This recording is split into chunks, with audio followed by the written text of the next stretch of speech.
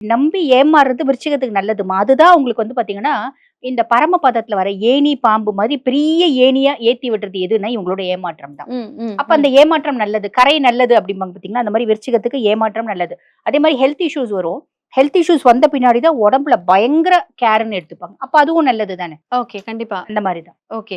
So ஒரு விஷயத்துல ஏமாந்து ஏமாந்து தான் அவங்க ஒரு சக்சஸான இடத்துக்கு போவாங்க. போவாங்க. ஓகே. ஒருவேளை விருச்சிக ராசிக்காரர்களுக்கு காதல் அமைஞ்சா அது வந்து திருமணம் வரையும் போகுமா?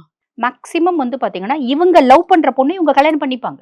அந்த பொண்ணு ஏமாத்திட்டு போனா தான் உண்டு. இவங்களா ஏமாத்துறது கிடையாது. விருச்சிக ராசி ஏமாத்தாது. ஓகே, ஏமாத்தாது. ஓகே. ஆர்ப்பாட்டம் பண்ணும், அலப்பற பண்ணும், கோவப்படும், டென்ஷன் ஆவும். எல்லாமே உண்டு. ஆனா ஏமாத்த தெரியாது விருச்சிகத்துக்கு. விருச்சிகம் யாரையும் ஏமாத்துனதா சரித்திரமே கிடையாது. ஆனா எல்லாரும் விருச்சிகம்னா பயப்படுவாங்க. "ஐய்யய்யோ! விருச்சிகம்பா" அப்படிம்பாங்க. உண்ம அது கிடையாது.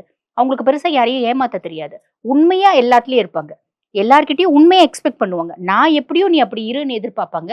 அந்த மாரி நடக்காத போது டைரக்ட்டா அவங்க வந்து பிரதிபலிப்பாங்க. அவங்களோட கோவத்த டைரக்ட்டா பிரதிபலிப்பாங்க அப்படின்னு சொல்லலாம். இப்போ ரொம்ப சிம்பிள்மா. ஒரு பொண்ணு இருக்கு. அந்த பொண்ணு விருச்சிகம் அப்படின்னு வச்சுக்கோங்களேன். அதனோட அன்பு வெறித்தனமா இருக்கும். ஒரு பையன லவ் பண்ணுது. அந்த பையன் இந்த பொண்ண அக்செப்ட் பண்ணிக்கல அப்படின்னா, இதெல்லாம் டாலரேட் பண்ண முடியாது. தன்னைத்தானே வதக்கிக்கோ. அதாவது தன்னைத்தானே வருத்திக்கோ அப்படின்னு சொல்லலாம். வருத்தப்படும், வேதனைப்படும். அதுலருந்து வெளிய வரதுக்கு ரொம்ப நாள் ஆகும். அதுக்கப்புறம் வெளிய வந்து திருப்பி நார்மல் லைஃப் போயிடும் நார்மல் அப்படின்னு லைஃப்குள்ள சொல்லலாம். வந்துருவாங்க.